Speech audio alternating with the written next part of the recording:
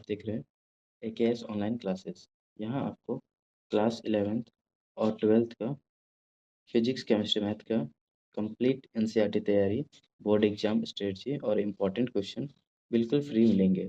अगर अभी तक चैनल को सब्सक्राइब नहीं किया है तो ज़रूर कीजिए। अब शुरू करते हैं आज का टॉपिक।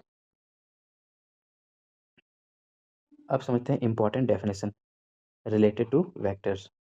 तो देखिए, सबसे पहले फर्स्ट नंबर क्या है? Modulus of a vector. Modulus of a vector क्या है समझते हैं। The magnitude of a vector is called modulus of that vector. तो किसी भी वेक्टर का जो मैग्नीट्यूड होता है उसी को हम लोग क्या बोलते हैं? Modulus of vector. ठीक है। For a vector A it is represented by mod of A और सिंपली ए। तो किसी भी वेक्टर जो ए है उसको रिप्रेजेंट करते हैं हम लोग मॉड ऑफ ए में और या ए में। ठीक है। अब चलिए इसको समझ लेते हैं। जैसे मान लेते हैं एक वेक्टर ए है। ठीक है। इसका वैल्यू दिया हुआ है 2i plus 3j plus 4k। अब इसका मॉडुलस निकालना है। तो मॉडुलस जब निकालेंगे तो इसको हम लोग लिखेंगे मॉड ऑफ ए या फिर सिर्फ ए। और ये निकालते कैसे हैं? तो ये i और k का जो कॉफिशिएंट है उसका स्क्वायर करेंगे। 2 का स्क्वायर प्लस 3 का स्क्वायर प्लस 4 का स्क्वायर। अब 2 का स्क्वायर 4, 3 का स्क्वायर 9 और ये 16। तो ये कितना हो जाएगा? 4 और 9, ये 13 और ये 16। तो 13 और 16 हो गया रूट 29। तो इस तरह से ये मॉडुलस निकल जाता है, इतना यूनिट्स। क्लियर है? अब समझ में आया? अब देखते हैं हम लोग आगे। सेकेंड टर्म है यूनिट वेक्टर। यूनिट वेक्टर क्या होता है? A vector having magnitude equal to unity but have a specific direction is called a unit vector. वैसा वेक्टर जिसका मैग्नीट्यूड यूनिटी हो, मतलब मैग्नीट्यूड 1 हो। ठीक है। वैसा वेक्टर को क्या बोलते हैं? Unit vector. और उसका एक स्पेसिफिक डायरेक्शन होता है। ठीक है। A unit vector of a vector A is written as A cap. तो यूनिट वेक्टर जो होता है उसको इस तरह से ए कैप के फॉर्म में लिखा जाता है and read as A cap. ठीक है। इट इज एक्सप्रेस्ड एज, इसको कैसे एक्सप्रेस करते हैं? तो unit vector A cap equals to vector A by mod of vector A, या फिर वेक्टर ए और ए, इस तरह से हम लोग रिप्रेजेंट करते हैं। ठीक है। तो अब देखिए, अगर यहाँ से हम मैग्नीट्यूड, अगर हम वेक्टर ए निकालना चाहेंगे तो क्या होगा कि मॉड ऑफ वेक्टर और वेक्टर यूनिट वेक्टर, ये दोनों का मल्टीप्लाई जो होगा वो वेक्टर दे देगा। ठीक है। Hence any vector can be expressed as the magnitude times the unit vector. तो इस तरह से किसी वेक्टर को यूनिट वेक्टर, उसके यूनिट वेक्टर और उसके मैग्नीट्यूड को मल्टीप्लाई करके हम लोग एक्सप्रेस कर सकते हैं अलोंग इट्स ऑन डायरेक्शन, और इसका साथ में अपना डायरेक्शन जो होता है वो दे सकते हैं। ठीक है। In Cartesian coordinates i cap, j cap and k cap are the unit vectors along with x axis, y axis and z axis. तो कार्टेशियन कोऑर्डिनेट में क्या होता है कि जैसे ये x एक्सिस है, ये y एक्सिस है और ये z एक्सिस है। तो x एक्सिस के अलोंग आई कैप होता है, y एक्सिस के अलोंग जे कैप होता है और z एक्सिस के अलोंग के कैप होता है।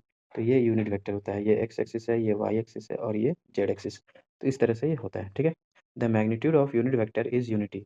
इसका मैग्नीट्यूड जो होता है यूनिट वेक्टर का वो यूनिटी होता है, 1 होता है। एंड हैज नो यूनिट और नो डायमेंशन। और इसका ना ही कोई यूनिट होता है और ना ही कोई डायमेंशन होता है। ठीक है। अब हम लोग देखते हैं next topic, null vector. Null vector क्या होता है?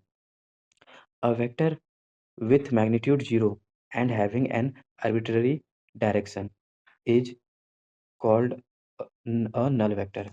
तो वैसा वेक्टर जिसका मैग्नीट्यूड 0 हो और इसका कोई भी स्पेसिफिक डायरेक्शन ना हो तो उसको क्या बोलते हैं? Null vector. ठीक है। और इसको जीरो वेक्टर भी कहते हैं। This vector is also known as zero vector. तो इसको जीरो वेक्टर भी कहते हैं। एंड डोनेटेड बाय जीरो, इसको डिनोट करते हैं जीरो से। The velocity vector of a stationary object. Example क्या होगा कि वैसा ऑब्जेक्ट जो स्टेशनरी हो उसका वेलोसिटी वेक्टर लेंगे तो वो जीरो होगा क्योंकि रुका हुआ है। The acceleration vector of an object moving with uniform velocity. तो मान लेते हैं एक ऑब्जेक्ट जो है वो यूनिफ़ॉर्म वेलोसिटी से मूव कर रहा है। जब ये यूनिफ़ॉर्म वेलोसिटी से मूव कर रहा है, तो वेलोसिटी चेंज नहीं होगा और वेलोसिटी चेंज नहीं होगा तो एक्सेलरेशन 0 होगा। तो इसको हम लोग एक्सेलरेशन वेक्टर को क्या कहेंगे? Null vector. आया समझ में? आगे देखते हैं। अगला टॉपिक क्या है? Equal vector. इक्वल वेक्टर किसको कहते हैं? Two vectors are said to be equal if they have equal magnitude and same direction. अगर दो वेक्टर है और दोनों का मैग्नीट्यूड और डायरेक्शन दोनों सेम है, तो हम लोग क्या कहेंगे? Equal vector. क्लियर है? जैसे मान लेते हैं एक वेक्टर यहाँ पे वेक्टर ए है, ओपी के अलोंग और एक एसक्यू के अलोंग वेक्टर बी है। अब देखिए दोनों का डायरेक्शन भी सेम है और दोनों का मैग्नीट्यूड भी सेम है। तो इसको क्या कह देंगे हम लोग? Equal vector. आया समझ में? अब देखते हैं नेगेटिव वेक्टर क्या होता है।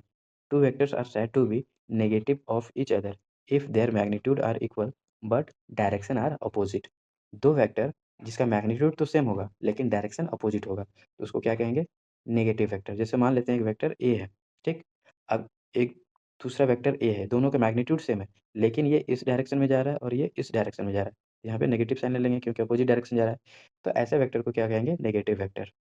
The negative vector of A is represented as minus A. तो नेगेटिव वेक्टर ए को रिप्रेजेंट करेंगे माइनस ए से। आया समझ में? अब हम लोग देखते हैं नेक्स्ट टॉपिक क्या है? Collinear vector. कोलिनियर वेक्टर क्या होगा? The two or more vectors are said to be collinear when they act along the same line और पैरेलल लाइन। ठीक है? दो वेक्टर या दो से अधिक वेक्टर जो एक ही डायरेक्शन में होगा या पैरेलल होगा या सेम लाइन में होगा, ठीक है? तो उसको क्या कहेंगे? Collinear vector. जैसे यहाँ पे देखिए, ये दोनों ए और बी सेम लाइन में है। यहाँ पे ए और बी जो है ये पैरेलल है, ठीक है? और ये ए और बी यहाँ पे एंटी पैरेलल है। तो ये सभी क्या है? कोलिनियर वेक्टर है, ठीक है? अब देखिए, if vector A and B are two collinear vectors, अगर मान लेते हैं वेक्टर ए और बी दो कोलिनियर वेक्टर है, then they can be represented along a line in the same direction. तो दोनों को हम लोग सेम डायरेक्शन में रिप्रेजेंट करते हैं जैसा कि फिगर ए में दिखाया गया है ये दोनों, ठीक है? और along the parallel line in the same direction. और देखिए यहाँ पे पैरेलल लाइन में है दोनों सेम डायरेक्शन में जैसा फिगर बी में दिखाया गया है। और along parallel line in opposite direction. और यहाँ पे देखिए दोनों पैरेलल लाइन है और अपोजिट डायरेक्शन जैसा सी में फिगर में दिखाया गया है, ठीक है? तो ये सभी क्या है? Collinear vector. Two collinear vectors having the same direction are called parallel vectors. अब दो कोलिनियर वेक्टर है दोनों का डायरेक्शन सेम है तो उसको क्या बोलेंगे? पैरेलल वेक्टर, ठीक है? In this case the angle between those two vectors will be zero. और जब दो वेक्टर पैरेलल होगा, जैसे मान लीजिए ये वेक्टर ए है और ये वेक्टर बी है, दोनों पैरेलल वेक्टर है। अब ये दोनों के बीच में एंगल कितना होगा? 0 degree. Similarly two collinear vectors having opposite direction are called anti parallel vectors. अब दो वेक्टर्स है, एक वेक्टर इधर है और एक वेक्टर इस डायरेक्शन में जा रहा है, ठीक है? अब ये दोनों को क्या बोलेंगे? Anti parallel vectors. In this case the angle between those vectors will be 180 degree. अब ये दोनों केस में थीटा का जो वैल्यू होगा, एंगल जो होगा वो कितना होगा? 180। क्लियर है? कोलिनियर वेक्टर पूरा अच्छे से समझ में आ गया? तो चलिए आगे बढ़ते हैं। आगे क्या है? Coplanar vector. अब समझते हैं कोप्लेनर वेक्टर किसको कहते हैं? The vectors lying in the same plane are called coplanar vectors. तो वैसा वेक्टर जो सेम प्लेन पे लाई करता हो उसको क्या बोलेंगे? Collinear vector. जैसे समझते हैं, मान लेते हैं एक पेज ले लेते हैं, पेपर। तो ये एक प्लेन कहलाता है। अब इसमें मान लेते हैं जो भी वेक्टर होगा किसी भी डायरेक्शन में हो वो क्या होगा? कोलिनियर वेक्टर होगा, सॉरी कोप्लेनर वेक्टर होगा, ठीक है? ये किसी भी डायरेक्शन में हो, एक ही पेज में होगा तो वैसा वेक्टर क्या कहलाएगा? Coplanar vector. These vectors A, B and C are lying in the same plane of paper as shown in the figure, hence they are coplanar vector। अब फिगर से समझते हैं, यहाँ A, B और C तीन vector है, तीनों एक ही पेपर में लाई कर रहा है, सेम प्लेन पे, तो इसको कोप्लेनर कहेंगे। क्लियर है? अब आगे देखते हैं coinitial vector. The vectors which have the same initial point are called coinitial vector. तो वैसा वेक्टर जिसका इनिशियल पॉइंट सेम हो उसको क्या कहेंगे? Coinitial vector. जैसे देखिए यहाँ पे ये पॉइंट ओ है, यहीं से स्टार्ट किया है वेक्टर ए और इसी पॉइंट ओ से स्टार्ट किया है वेक्टर बी। दोनों एक ही पॉइंट सेम पॉइंट से स्टार्ट हुआ है, इसको क्या कहेंगे? Coinitial vector. नेक्स्ट है ऑर्थोगोनल यूनिट वेक्टर। समझते हैं ऑर्थोगोनल यूनिट वेक्टर्स क्या होता है। इफ टू और three unit vectors are perpendicular to each other they are known as orthogonal unit vector. दो या तीन यूनिट वेक्टर जो एक दूसरे से परपेंडिकुलर हो, उसको क्या कहेंगे? Orthogonal unit vector. जैसे the unit vectors along x axis, y axis, z axis are denoted by i cap, j cap and k cap. These are orthogonal unit vector. अब देखिए एक्स एक्सिस, वाई एक्सिस और z axis. X axis के along i cap, y axis के along j cap और z axis के along k cap. तो ये तीनों क्या होता है? तीनों एक दूसरे से परपेंडिकुलर होता है। तो इसको कहेंगे ऑर्थोगोनल यूनिट वेक्टर। आया समझ में? नेक्स्ट है localised vector. Those vector whose initial point is fixed are known as localised vector.